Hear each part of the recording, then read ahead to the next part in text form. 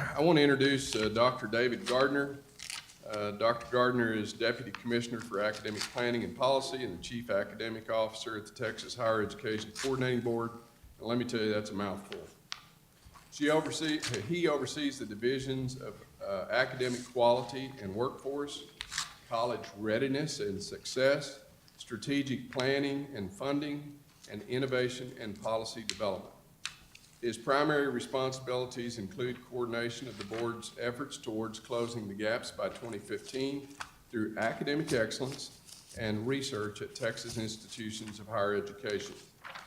Prior to joining the coordinating board staff, David was on the faculty at Hofstra University. That's, as I understand it, in Long Island. Okay. Long Island, yes. He's also been a visiting professor at Texas A&M University, and he's currently an adjunct professor of higher education administration at the University of Texas at Austin. He holds a PhD and master's degree from Texas A&M University and a Bachelor of Arts degree from the University of Houston. David. Okay.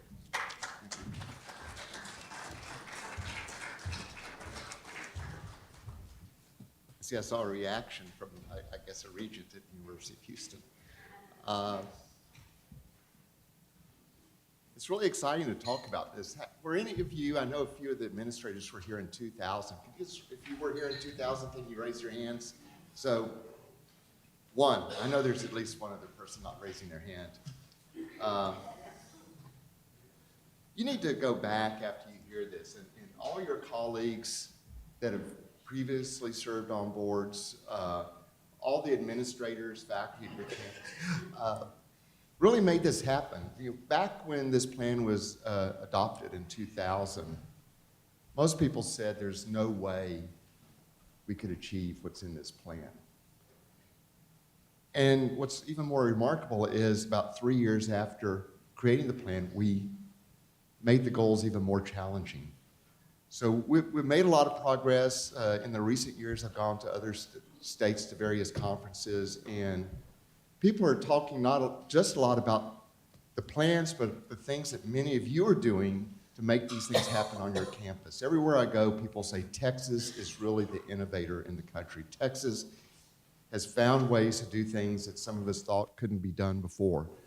And the reality is that all of you and all of your campuses are still working on that. I think you should be very proud, and I think when you go back, you should look at your colleagues and look at those administrators and faculty a little differently than maybe you have already, no matter how proud you are of them, that they've really made a lot of accomplishments. So, 4 goals: increase participation.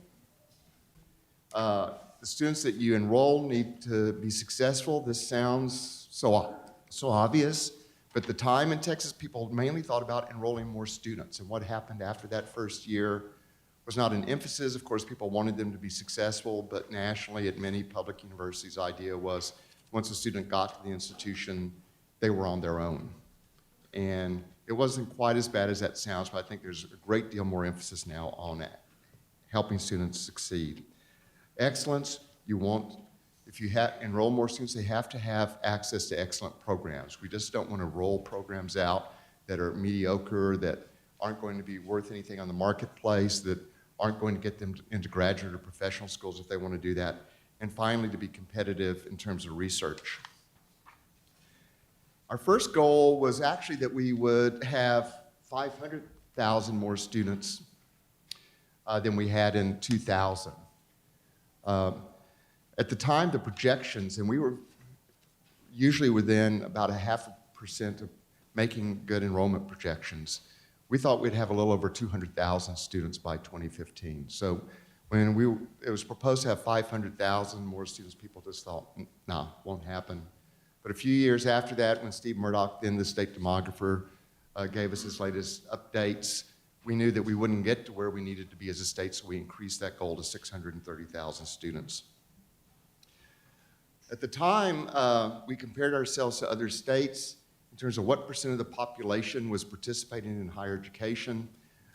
We did that because that was the only way to be able to measure ourselves on a regular basis and compare ourselves with other states. All these states really had very different demographic profiles. At the time, Texas was both very young and very old at the same time. It was sort of an interesting distribution of the population. Some of the states were already primarily getting old, others were heavily young. And we wanted to get at the level that 5.7% of our population was enrolling in higher education. And you see that we're now at 5.9%. But all the other states have improved as well. At the time, we were about 1 percentage point behind California. That 1 percentage point, which doesn't seem much, at that time with our population equated to 180,000 students that we should have had that we didn't have at the time. So we've made progress, but the reality is everybody in the country's trying to get better at the same time. Some of you may have seen, this used to be a 7th grade cohort. Now it's the 8th grade. We actually have the data to track all students across the state through wherever they go to school. So they could start in Brownwood, move to Brownsville, move to Dallas, go to El Paso, and graduate in Houston or Brazosport. And we can capture them in this data. Now, the interesting thing we first found when we did this was we found 17,000 students enrolled in higher education that were not shown as high school graduates in the state. That meant that they had transferred to a private high school, they had gone out of state and come back, or they were homeschooled. So one ideal aspect of our data system, which is very good in Texas, only Florida has one that's really as good as ours, is that we're able to capture the flow of students all over the state. So at this point, those students that started in the 8th grade, appropriate number of years later, 20% have graduated from some degree program at either a public or private institution in Texas. We have private school data. We also have, they're not included in this, I don't think now, but we have the for-profits in our other data. So you'll soon see a rollout where we actually show this by level, certificate, associate, baccalaureate degree. A few students have actually received a master's by this time. But the reality is we have a large loss as we go through. You can see these numbers, if you look by region, are practically identical from one region to another. But it's an important way to look at this. Now, what isn't shown is if you break this down by ethnicity, African Americans and Hispanics have a lower rate, but the lowest rate, 10%, is economically disadvantaged at 10%. That's what's most important. If you were to break down the numbers and combine ethnicity with economically disadvantaged, the biggest driver is really economically disadvantaged. And we need to remember that. And you'll see some of that reflected in the proposed new goals. Right now, we've increased by almost 600,000 students. Think of that. We had 1 million students in 2000. Now we have about 1.6 million students in higher education. That's empowering and enabling an awful lot of people in this state. Getting here, you drove by thousands of people that 10 years ago would not have had the advantage of higher education, but because of your institutions and your efforts, they are more economically empowered now than they were at that time. Now, I have to say, we don't have the exact number now because our for-profits do not report until December. So we're including numbers from previous years that they've been fairly constant in their numbers, but we'll see in December this number could go up slightly or go down slightly. As one trend that we'd had in place since the mid-90s was that the community colleges were increasing at a much faster rate than the universities. The last couple of years, that's been different. We see a slight decrease in community college enrollment this year, and public universities have actually grown at a greater rate than community colleges. That's a new trend. We believe part of it represents the fact that the economy is very good in the state right now, and we know from an examination of our data that we had a number of students at community colleges that were there because the economy was bad. They were coming back to improve their skills, to target certain areas that would help them get another job. And so we're going to look at that very carefully, but at one level, we're disappointed that the enrollment is down slightly, but another level, we think it's encouraging because we think more people are in the workforce, and that's a good thing as we move forward. If we look at it by ethnicity, we're a little concerned that white and Hispanic enrollments are down a little bit. We think probably the white enrollment isn't an issue because the demographics are changing and that population is decreasing, but we want to keep an eye on it just to be sure. Hispanics are down. It's not a huge amount, but we need to increase Hispanic enrollments if we're going to achieve our population goal, and we're working hard on that. One process we got some help from Texas Tech on is summer melt. We have a number of students who are admitted to institutions, they're accepted, but then they don't show up at an institution in the fall. So we've been working with Tech, and they've been working with some other institutions to contact students during the summer to give them reminders and what they actually have to do to be enrolled. We think that's very important, and we haven't got those numbers yet, but we're hopeful that we at least held more of those students that were actually accepted and may have otherwise not enrolled for various reasons. Again, we have to accelerate Hispanic enrollment.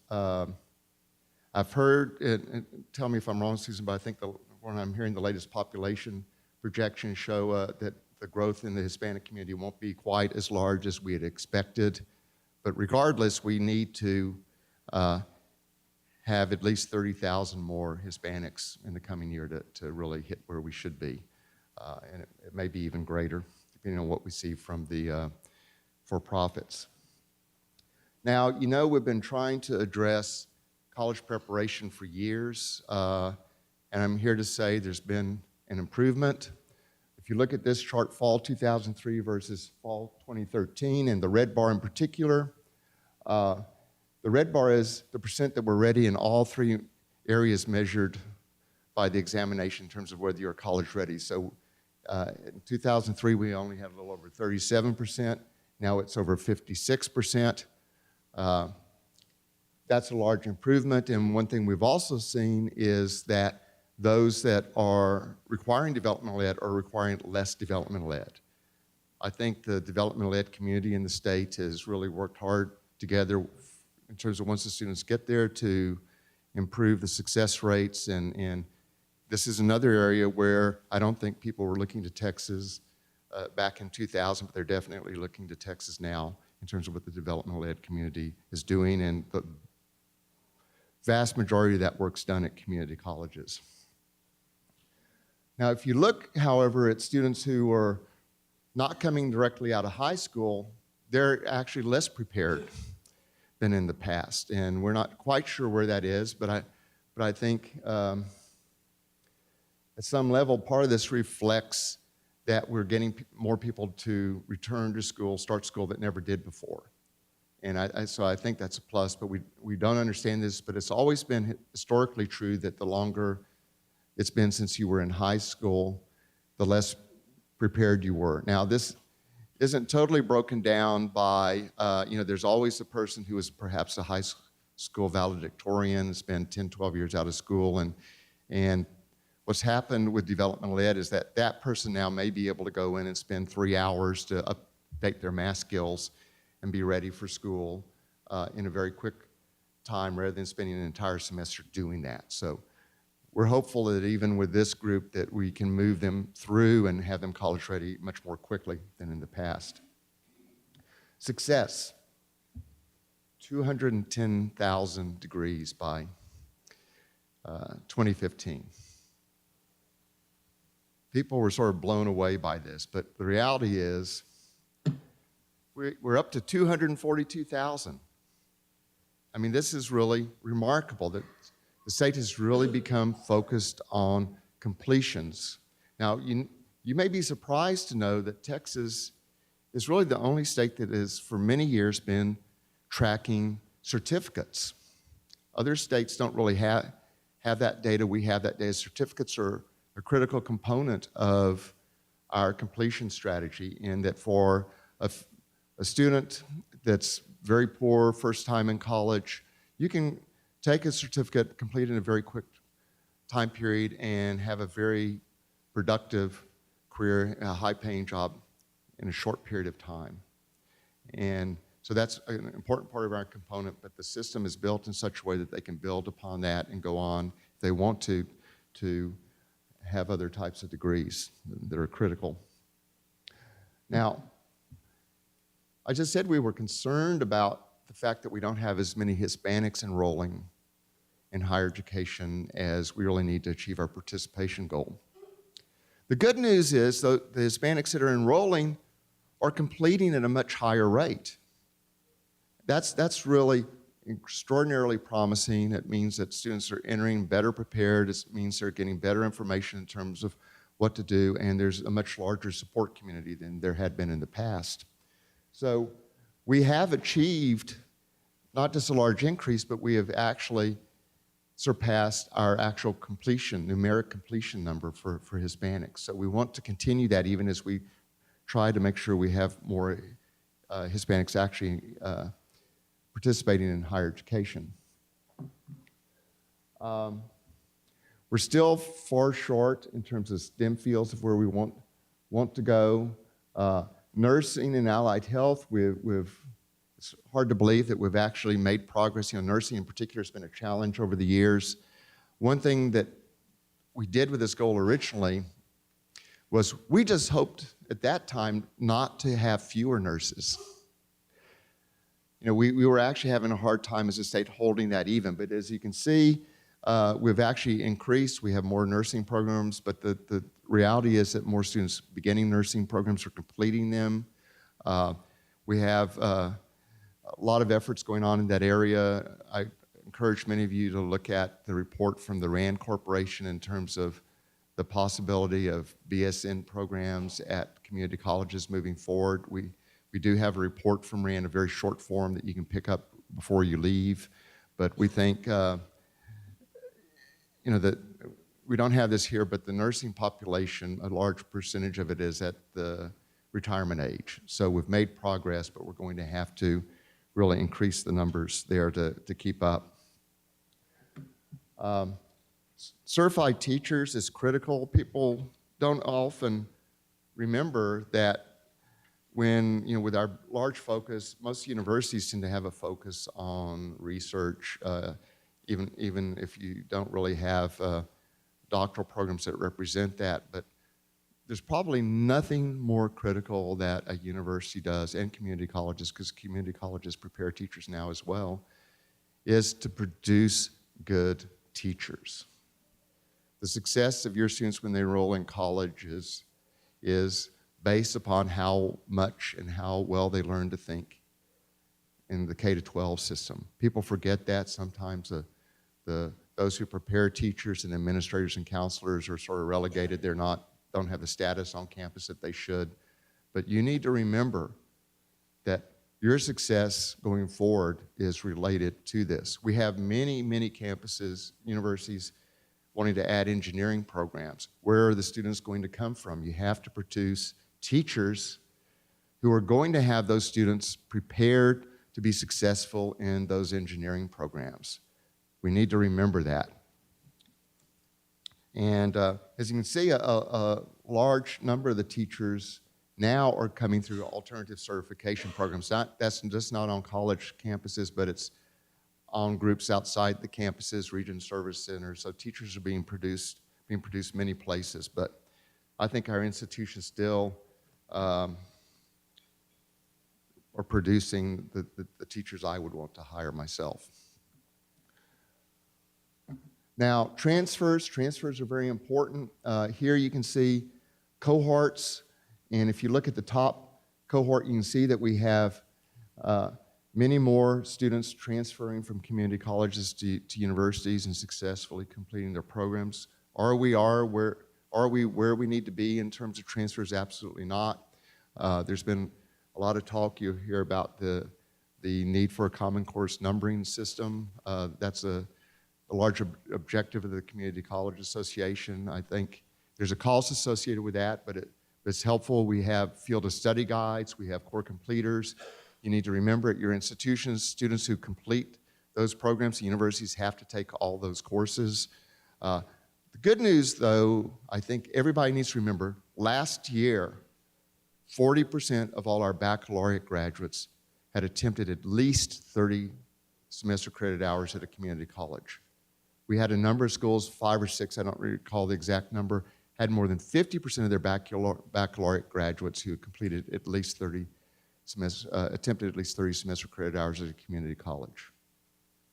Whatever you hear about disagreements between the sectors in terms of the students, the reality is those students are successful, they're sought after, and many of our universities would not be producing nearly as many graduates if not for the community college sector. Excellence was one of our most difficult areas to measure. Research, we're really wanting to be competitive nationally. Let me just go into some of the details. One background that we forget, I mentioned graduate and doctoral programs earlier, that access to excellent undergraduate education is critical to our state. The reality is the #1 economic driver for Texas in terms of the workforce is undergraduate education. 79% of all our public university students are undergraduates. 91% of all public college and university students are undergraduates. You know, we need to make sure we're focusing on that undergraduate education, and while graduate education is clearly important, we can't neglect the undergraduates. 42% of all our public college and university students are freshmen.